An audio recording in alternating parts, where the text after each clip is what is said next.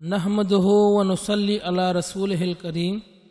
اما بعد فاعوذ باللہ من الشیطان الرجیم بسم اللہ الرحمن الرحیم۔ انسان کی عادت ہے کہ وہ نقد چیز کو پسند کرتا ہے، یعنی وَأُخْرَى تُحِبُّونَهَا نَصْرٌ مِّنَ اللَّهِ وَفَتْحٌ قریب، اور ایک نعمت تمہیں اور دوں گا جو تمہاری پیاری ہے، اللہ کی مدد اور جلد آنے والی ہے فتح۔ اللہ تبارک و تعالی بھی انسان کو جب آخرت کا ذکر کرتے ہیں، جنت کا ذکر کرتے ہیں، تو وہ اخرى کہہ کر بتاتے ہیں کہ دنیا میں بھی آپ کو میں یہ نعمتیں دوں گا تاکہ تم جو تقوی اختیار کرو گے، یا نماز پڑھو گے، یا دین کے ساتھ چلو گے، یا اسلام پر چلو گے، تو تمہیں آخرت تو ملے گی، لیکن یہاں بھی تمہیں اللہ تعالیٰ نعمتیں دے دے گا۔ آپ دیکھیے علامہ علوسی رحمۃ اللہ علیہ اپنی روح المعانی کے اندر لکھتے ہیں کہ مالک اشجعی رضی اللہ عنہ ایک اصحابی ہے جو سرکار دو عالم حضرت محمد مصطفیٰ صلی اللہ علیہ وآلہ وسلم کی خدمت میں حاضر ہوئے،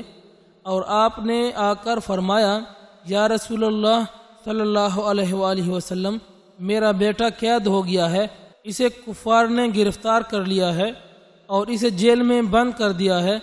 اب ہمارا کوئی رابطہ نہیں ہے، آپ دعا فرمائیں کہ اللہ میرے بیٹے کو رہائی عطا فرمائے۔ آپ نے پوچھا، تیرے بیٹے کا نام کیا ہے؟ اس نے کہا، صالح اس کا نام ہے۔ آپ نے فرمایا، دیکھو میں دعا بھی کروں گا لیکن تم تقوی اختیار کرو، اللہ رب العزت اس تقوی کی وجہ سے تیرے بیٹے کو رہائی بھی دے گا اور اسے رزق حلال بھی عطا فرمائے گا۔ اب نبی علیہ الصلاۃ والسلام نے، علامہ علوسی رحمۃ اللہ علیہ لکھتے ہیں، نبی علیہ الصلاۃ والسلام نے ان کو کہا، لا حول ولا قوت الا باللہ، یہ تو نے کثرت کے ساتھ پڑھنا ہے، بہت زیادہ پڑھنا ہے، اللہ تیرے بیٹے کو رہائی بھی دے گا اور تیرے بیٹے کو اور تجھے بہترین رزق عطا فرمائے گا۔ مالک اشجعی رضی اللہ عنہ فرماتے ہیں کہ میں گھر چلا گیا۔ اب آپ سوچئے کہ آپ میں سے یا ہم میں سے کوئی ہوتا کہ حضور صلی اللہ علیہ وسلم کہہ رہے ہیں کہ جاؤ گھر جاؤ اور یہ وظیفہ پڑھو اور یہ آیات پڑھو اور یہ الفاظ پڑھو اور تقوی اختیار کرو، جیل جانے کی ضرورت نہیں، وکیل کی ضرورت نہیں، لوگوں کے پاس جانے کی ضرورت نہیں، تو ہم کہتے یہ عجیب بات ہے، ہمیں تو کوشش کرنی چاہیے نا، ہمیں تو چلنا چاہیے، کہیں جا کر دروازہ کھٹکھٹانا چاہیے۔ اس اصحابی کا یقین مضبوط تھا، وہ گھر چلے گئے اور بیوی سے کہا، بچوں سے کہا، اللہ کا خوف پیدا کرو، تقوی اپنے اندر پیدا کرو اور وظیفہ پڑھو، لا حول ولا قوت الا باللہ۔ اب اصحابی نے کثرت سے پڑھنا شروع کیا۔ ایک دن صبح کے وقت ابھی روشنی نہیں نکلی تھی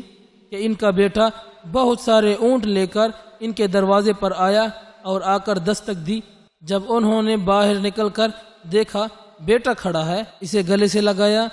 بیٹے کے پیچھے دیکھا کہ اونٹوں کی لائن ہے، اسے یہ کہا، چلو نبی علیہ الصلاۃ والسلام کے پاس اصول یہ ہے، اگر کوئی جہاد میں مال غنیمت آ جائے تو 4 حصے مجاہدین کے ہوں گے اور 1 حصہ اللہ اور اللہ کے رسول کا ہوگا۔ یہ خمس جو ہے اللہ اور اللہ کے رسول کا ہے، لیکن اگر کوئی آدمی کفار سے چھین کر مال لے جائے اور وہ جہاد میں،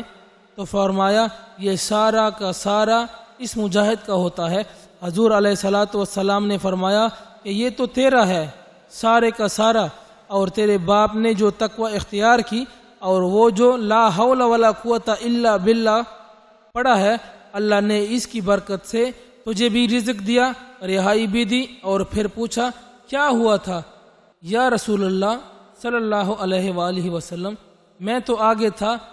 ان کی قید میں تھا، مجھے تھوڑا سا موقع ملا، جب میں دوڑا تو ایک طرف اونٹ کھڑا تھا، میں اونٹ کے اوپر سوار ہوا اور باقی اونٹ اس اونٹ کے پیچھے خود ہو گئے، اور اس طرح یہ ریوڑ لے کر میں آپ کی خدمت میں آ گیا۔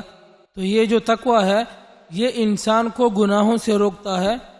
اور دنیا کی ہر پریشانی سے نجات دیتا ہے۔ وآخر دعوانا ان الحمد للہ رب العالمین۔